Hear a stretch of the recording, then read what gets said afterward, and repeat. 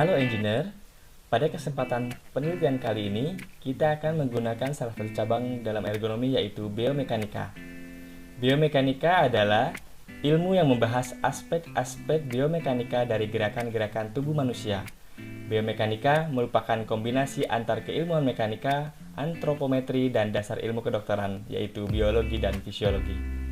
Pada dasarnya, biomekanika mempelajari tentang kekuatan, ketahanan, kecepatan, dan ketelitian manusia dalam melakukan kerjanya. Faktor ini sangat berhubungan dengan pekerjaan yang bersifat material handling, seperti pengangkatan dan pemindahan secara manual, atau pekerjaan lain yang dominan menggunakan otot tubuh. Metode RULA, metode Rapid Upper Limb Assessment atau RULA, merupakan metode cepat penilaian postur tubuh bagian atas. Input metode ini adalah postur, yaitu telapak tangan, lengan atas, lengan bawah, punggung, dan leher. Beban yang diangkat, tenaga kerja yang dipakai, statis maupun dinamis, dan jumlah pekerja. Metode ini menggunakan diagram body postur dan 3 tabel penilaian, yaitu tabel A, B, dan C, yang disediakan untuk mengevaluasi postur kerja yang berbahaya dalam siklus pekerjaan tersebut. Melalui metode ini akan didapatkan nilai batasan maksimum dan berbagai postur kerja. Nilai batasan tersebut berkisar antara 1 sampai 7. NIOSH, National for Occupational Safety and Health, adalah suatu lembaga yang menangani masalah kesehatan dan keselamatan kerja di Amerika pada tahun 1991. NIOSH mengeluarkan sebuah persamaan matematis yang dapat ditetapkan untuk menghitung beban maksimum yang boleh diangkat pekerja untuk berbagai kondisi pengangkatan. Water 1993. NIOSH Lifting Equation adalah metode untuk menilai postur kerja manusia pada saat melakukan aktivitas memegang, memindahkan objek, mendorong, dan lain-lain. Metode yang digunakan untuk menilai postur kerja berdasarkan NIOSH Lifting Equation ada 2, yaitu yang pertama, Recommended Weight Limit atau RWL, adalah rekomendasi batas beban yang dapat diangkat oleh manusia tanpa menimbulkan cedera meskipun pekerjaan tersebut dilakukan secara repetitif dan dalam jangka waktu tertentu. Yang kedua, Lifting Index atau LI, digunakan untuk mengetahui indeks pengangkatan apakah proses pengangkatan menimbulkan risiko cedera tulang belakang atau tidak. Ketika lifting index melebihi 1, maka posisi tersebut dapat menimbulkan risiko cedera tulang belakang. Ketika lifting index kurang dari 1, maka posisi tersebut tidak menimbulkan risiko cedera tulang belakang. Nah, sekarang untuk penjelasan Nordic Body Map. Nordic Body Map adalah sistem pengukuran keluhan rasa sakit pada tubuh yang dikenal dengan musculus liquital. Sebuah sistem musculus liquital atau bisa disebut sistem gerak adalah sistem organ yang memberikan hewan dan manusia kemampuan untuk bergerak menggunakan sistem otot dan rangka. Salah satu tools yang digunakan untuk mengetahui gambaran musculus liquital disorders merupakan kuesioner Nordic Body Map. Nordic Body Map merupakan kuesioner berupa peta tubuh yang berisikan data bagian tubuh yang dikeluhkan oleh para pekerja. Kuesioner Nordic Body Map adalah kuesioner yang paling sering digunakan untuk mengetahui ketidaknyamanan pada para pekerja. Dan kuesioner ini paling sering digunakan karena sudah terstandarisasi dan tersusun rapi.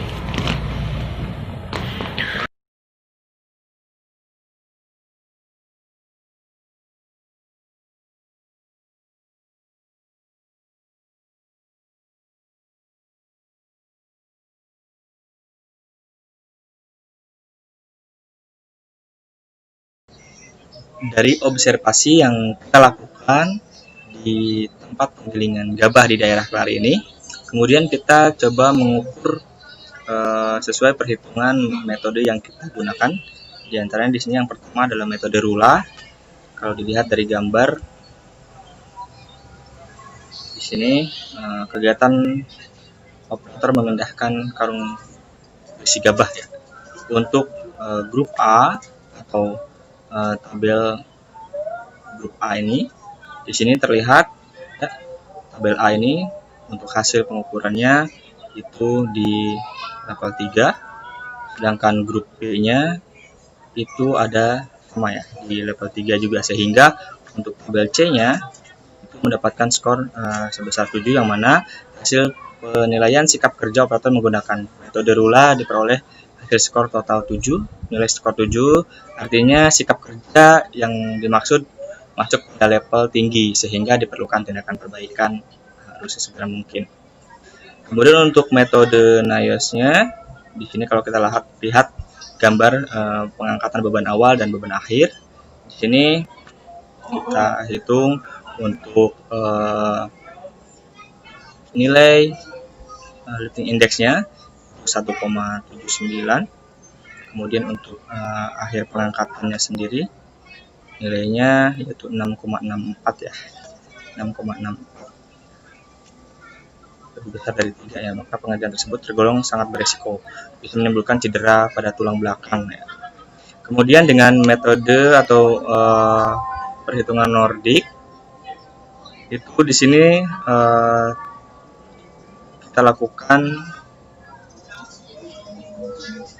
pengisian kit ya untuk tingkat keluhan untuk pekerja 1 dan pekerja 2. Ini hasilnya juga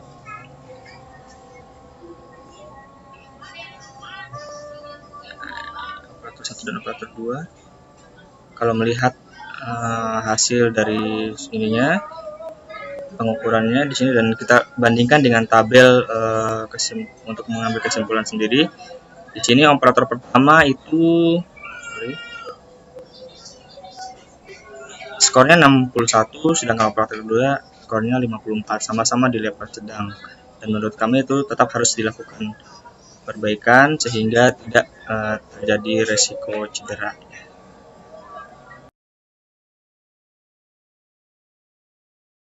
Baik, di sini saya akan menjelaskan improvement.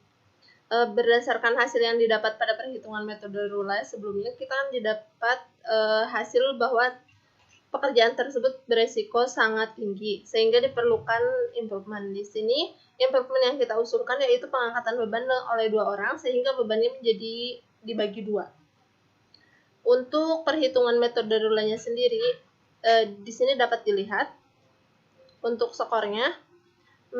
Penentuan grup A didapatkan hasil total skornya itu 2, dan untuk grup B didapatkan hasil total skornya juga 2. Langkah selanjutnya, menambahkan skor penggunaan otot, muscle, dan beban load. Untuk grup A, 2 ditambah skor ototnya 1 ditambah skor bebannya 2, sehingga total skor grup A menjadi 5, dan untuk grup B, skornya 2 ditambah dengan skor otot 1 ditambah skor beban 2, sehingga menjadi 5. Dan untuk penentuan skor grup A dan grup B dapat dilihat pada tabel C berikut.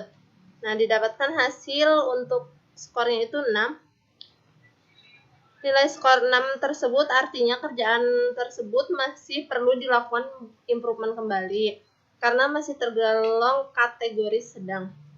Untuk perhitungan metode NIOSH-nya itu sendiri, di sini didapatkan hasil untuk lifting index awalnya itu sebesar 1,6. Artinya aktivitas atau pekerjaan tersebut masih tergolong kategori beresiko karena lebih dari 1. Dan untuk lifting index akhirnya itu didapatkan hasil 1,25. Dan pekerjaan tersebut juga masih beresiko menimbulkan cedera karena lebih dari 1. Untuk kuesioner body map sendiri, di sini kita lakukan setelah operator tersebut melakukan improvement. Dan untuk operator pertama, di sini didapatkan total skor 37, dan untuk operator kedua didapatkan total skor 35. Artinya, skor tersebut tergolong kategori rendah, sehingga belum Perlukan tindakan perbaikan kembali.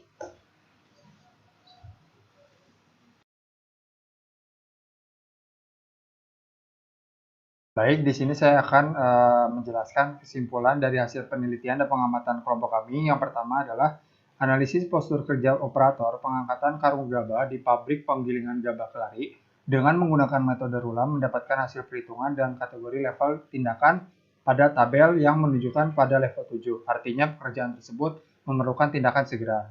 Kemudian yang kedua adalah untuk analisis beban pengangkatan lifting menggunakan metode NIOS kepada operator pengangkatan karung gabah di pabrik penggilingan gabah Kelari didapatkan LI awal sebesar 2,98 atau lebih besar dari 3. Maka pekerjaan tersebut dikatakan beresiko, dan untuk LI akhir sebesar 7,98 yang artinya lebih besar dari 3, maka pekerjaan tersebut juga dikatakan beresiko tinggi. Hal tersebut dikarenakan beban yang diangkat operator melebihi beban kerja yang ergonomis. Kemudian yang ketiga adalah analisis beban kerja keluhan sistem otot rangka dengan kuesioner Nordic Body Map kepada operator pengangkatan karung gabah menggunakan 2 kuesioner sebelum melakukan pekerjaan dan sesudah melakukan pekerjaan. Adapun hasil dari kuesioner tersebut yaitu yang pertama, dari hasil perhitungan dengan kuesioner Nordic Body Map didapatkan hasil untuk operator 1 sebelum melakukan pekerjaan mendapatkan total skor sebesar 49. Ini menandakan bahwa tingkat risiko rendah. Pada perhitungan setelah melakukan pekerjaan, untuk operator pertama mendapatkan total skor 61. Angka ini menunjukkan bahwa tingkat risiko sedang dan diperlukan tindakan di kemudian hari. Kemudian kuesioner yang kedua adalah dari hasil perhitungan dengan menggunakan kuesioner Nordic Body Map, didapatkan bahwa operator kedua pada pengangkatan karung gabah mendapatkan skor 30. Ini menandakan bahwa tingkat risiko rendah. Pada perhitungan setelah melakukan pekerjaan didapatkan total skor 54. Angka ini menunjukkan bahwa tingkat risiko sedang dan diperlukan tindakan di kemudian hari. Kemudian kesimpulan yang keempat adalah pada perhitungan dengan menggunakan metode RULA maupun NIOS, didapatkan hasil bahwa pekerjaan tersebut beresiko dapat menyebabkan cedera otot dan rangka. Setelah dianalisis, hal tersebut dikarenakan beban yang diangkat operator terlalu berat, sehingga diusulkan sebuah improvement di mana beban tersebut diangkat oleh 2 orang untuk meringankannya, sehingga berat badan dibagi 2.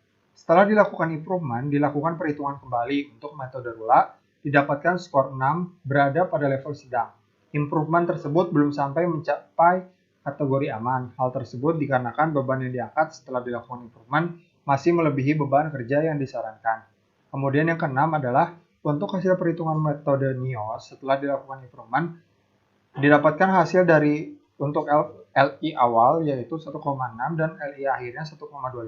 Hal tersebut menunjukkan bahwa pekerjaan tersebut termasuk kategori sedang.